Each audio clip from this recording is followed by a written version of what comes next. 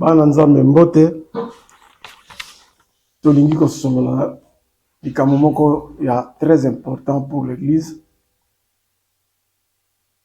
Nalingi nateya sur base ya Jean 21 15 à 17 toyebi lisolo ya Jésus na Pierre wana Yesu asekwi wana Pierre azongeli musala na ye ya pécheur baye kokutana na Jésus alobi na ye Pierre fils de Jonas, même tu est-ce que olingaka ngai?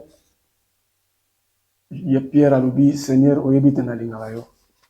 Yesu alobi na ye bokola bampate na ngai pe mes brebis. Po Pierre azongelaki business, azongelaki biloko mokili. Yesu alingi koloba na ye te biloko ya mokili wana eza susu musala na yo te. Yo oza susu mutu te ozala okende ko péché otekaka bambisi. Yo musala na yo ezali batela bampate na ngai. Jésus voulait dire que l'église, objet ya église, ezali de paître les troupeaux de Dieu. La raison d'être de la pastorale, c'est paître les troupeaux de Dieu. Bana nzambe nasalaki moi interprétation moko boye sur les jeudis saints. Bato mingi bamonaki ngai te l'interprétation nasalaki eza mabe, mais tant mosusu esengelaka to matisa moi réflexion. J'ai réfléchi comme ceci. Nalobi le jour il y a jeudi saint, Yesu apesi saint. Yuda azalaki wana na bato nyonso. Jésus a tenu bango alobi te na kati na bino. Jésus alobi na kati na bino moko azoteka ngai. Judas n'a pas eu courage. Alobi ete Seigneur eza nde ngai. Yesu alobi na ye olobi yango. Pe Yuda tango comprendre que bulu na ye ba yebi yango alongwe na ye na lisanga abimi na ye na lingomba. Mais azalaki kosimba kesi ya lingomba. Il fallait Yuda yebisa bango ete bon nga na longwe na nga na mouvement mais lokola nga balingo simba mbongo na bino yango yo nga na ke na ngai. Yuda ke toyoki te na Bible alobi te Yuda tikaki mbongo.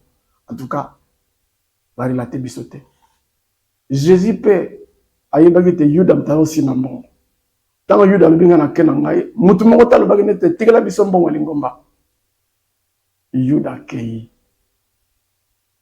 akena mbongo église mbongo ya mouvement batikali kaka na butu wana bakangi Yesu.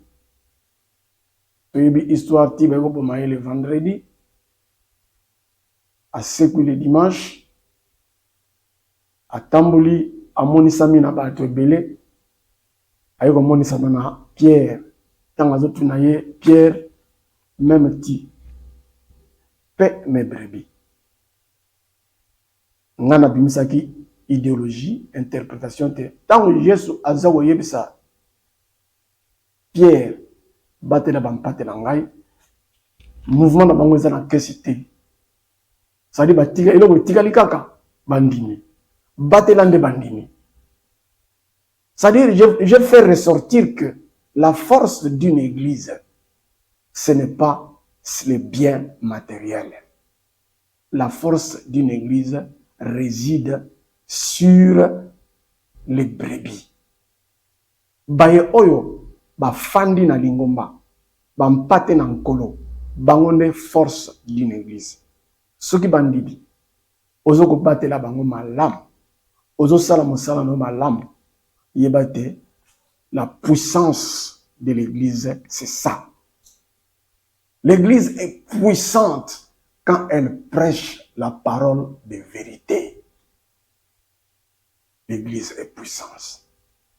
Toute église, batotolingi comme on a été, église est puissante parce que batonga temple ya monene, parce que baza ba millions na banque, parce que ba pasteur ba gotambola na ba jeep, parce que ma pasteur bazana ba jet privé. Non. Na place wana alobi Pierre, paie mes brebis. Je voudrais dire que l'église de Jésus-Christ en ce moment bazana mbongo te, yuda kenda na mbongo. Mais Yesu atali wana te, puissance de l'église, la force de l'église, ce sont les fidèles et membres de l'église. Les biens de l'église ne peuvent pas être considérés au-dessus des âmes du Seigneur. Balobite, soki musumuki moko abongoli motema na lo la fête et salami. No tanga te kendo mutu apesi dîme ya 1 milliard de dollars na église ba angelu basali fête. Non.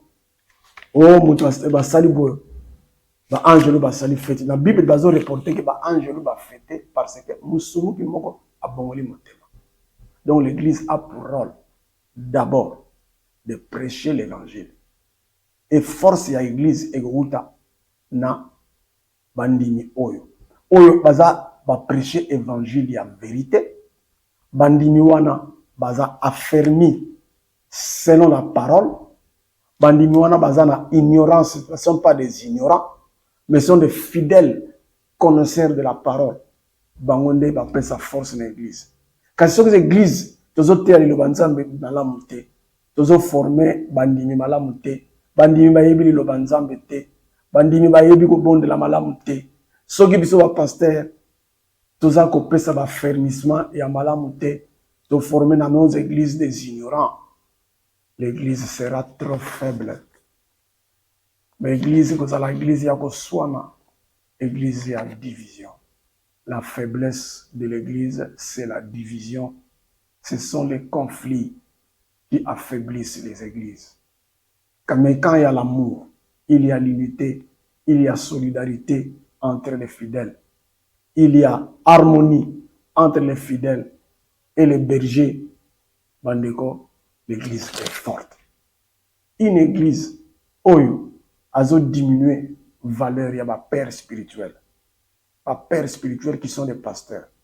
Baktie bango sans considération.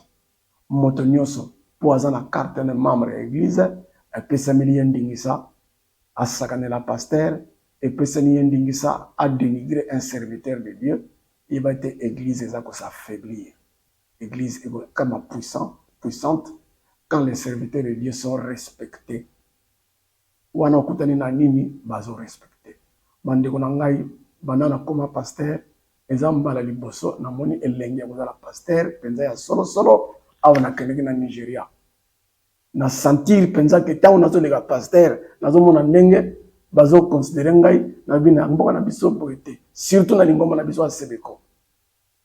Bandeko surtout lingi Sebeko koma lingomba moko ya makasi.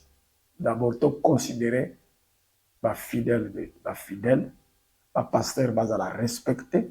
Liloba na nzambe eteyama dans la vérité. Parce qu'il y a des pasteurs aujourd'hui, quand ils se mettent devant la chair, ils ne prêchent pas l'évangile, mais ils ont manipulé les fidèles pour une cause oyoye moko yebi. Bandeko to bima na ma prédication ndengwana totea évangile de Jésus-Christ, l'évangile qui libère. Bible le dit, vous connaîtrez la vérité et la vérité vous affranchira. Merci. Nzamba batela bien.